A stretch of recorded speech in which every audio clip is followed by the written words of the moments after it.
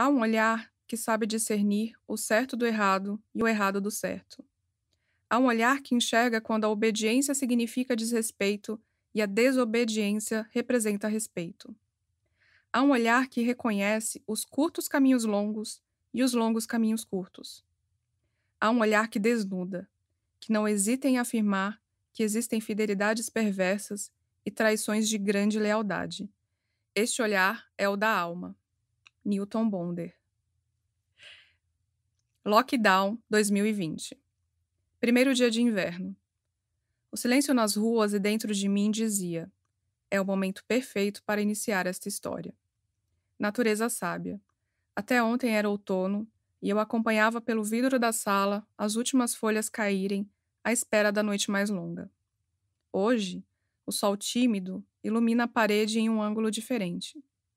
Tentei abrir as janelas, mas o ar gélido entrou furioso. Talvez eu não estivesse preparada para receber os primeiros sinais da nova estação. Inverno é tempo de semear. O vento abre espaço para sementes que graciosamente reiniciam seu ciclo de vida na terra. Renovação. Às vezes tenho a impressão de que vivo todas as estações em um único dia. Germinar, florescer, colher, morrer. Noites longas e dias curtos. Noites estreladas e dias ensolarados. Recolhimento e expansão. Calor, frio, fundo da caverna e valsa com as flores. Ciclos dentro de ciclos. Tudo conectado. Esta leitura pode chegar no meio do seu verão, e aí, por alguns momentos, você vai sentir o inverno que vivo hoje. Se for primavera, então fertilize-se. Posso sentir sua caminhada rompendo a camada de terra que te impede de ver a luz.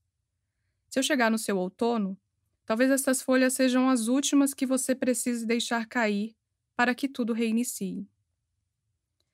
Quando concluí meu primeiro livro, Enquanto Eu Respirar, publicado no verão de 2019 pela editora Sextante, imaginei que seria o único e o escrevi com urgência. Uma entrega visceral, sem filtros, sem meias palavras. Lembro que chorei copiosamente ao digitar a última frase do último capítulo. Era final de outono. Senti silêncio dentro de mim. Não havia mais nada a ser dito naquele momento. Hoje entendo perfeitamente. Aquelas folhas precisavam cair para que eu fosse capaz de recomeçar. Minha amizade com a Renata, que eu conto amorosamente naquele livro, foi um desses ciclos perfeitos da vida. Ela chegou para plantar em mim o reencontro comigo mesma. Me levou até as profundezas da escuridão, onde senti medo, frio e a pior das solidões, aquela em que você está ausente de si. Imaginei que jamais veria a luz de novo. Houve um tempo em que eu me identifiquei com a dor, pois ela parecia mais confortável. Há algo de muito tentador em permanecer no fundo da caverna. Ali, a meta é apenas sobreviver. Foi preciso muita coragem para mover as pedras e abrir o cadeado que me mantinha acorrentada ao meu próprio sofrimento. A chave estava o tempo todo em minhas mãos. Quando vi o sol pela primeira vez, foi difícil até manter os olhos abertos. Ainda tinha medo, mas a Renata estava lá para ser primavera ao meu lado, e nada é capaz de conter uma semente que nasceu para ser flor. Nessa época, aprendemos a dançar, com o tempo, com as possibilidades, com as estatísticas, com o medo, com a impermanência. Vivemos a fase solar do nosso ciclo. Colheita, expansão, plenitude. Chama ardente de vida pulsante em cada célula do nosso corpo. Chegamos preparadas ao outono, e tudo parecia muito claro. Era tempo de despedida. As últimas folhas de ilusão iam caindo com uma beleza ímpar. Não era sobre fim, mas renovação. Vivi cada página com a mesma intensidade. Era como se aquelas histórias precisassem nascer para o mundo para que pudessem morrer dentro de mim. Bem, eu vejo a morte de um jeito diferente de alguns imortais que não pensam sobre isso. E digo a você, tudo é parte de um ciclo perfeito. Nestas páginas que escrevo hoje, cabem velhas histórias que ainda vivem em mim e precisam cumprir seu caminho, além de folhas novas que nasceram a cada ciclo em que estive presente. E que fique claro, sigo sendo a menina com câncer que se sente curada do que importa. Cada vez mais. E o que é cura, afinal? Onde encontrá-la? O que ela significa? O diagnóstico de uma doença grave, como o câncer, vem junto com uma necessidade premente de encontrar a tal da cura. Você não tem noção dos caminhos malucos que nos apresentam e de tudo que as pessoas se submetem em busca de ostentar estas 4 letrinhas: cura. Tem a comida, o óleo de gosto duvidoso, o comprimido com formulação semelhante a shampoo, a maquininha de tortura que dá choque 6 vezes ao dia, o tubo que você enfia no seu orifício mais reservado com o objetivo de limpar as entranhas. Curandeiros? Vixe, tem aos montes. Cada um com seu método infalível, único e garantido. Medita, toma suco verde, roxo, rosa. Intermediários com o divino, então, nem se fala. Um mais barbado que o outro. Cheira, fuma, bebe, mergulha. No gelo, na lama, no lodo, no rio. Promete 1, 2, 3, 20 velas do seu tamanho. Sobe as escadas, as montanhas, desce ao inferno para conseguir dinheiro para a medicação. Deus deve viver em burnout. Impossível lidar com tantas expectativas, trocas e exigências. Já a medicina convencional segue um fluxo paralelo. Se há séculos os médicos apenas acreditavam ser grandes deuses, hoje têm certeza. A busca desenfreada pelo resultado perfeito e pela longevidade obteve um grande avanço e a ciência é sim uma dádiva sagrada. Mas quantas vidas ficaram pelo caminho? Atualmente, lotam-se cursos para profissionais de saúde com a proposta de ensinar humanização.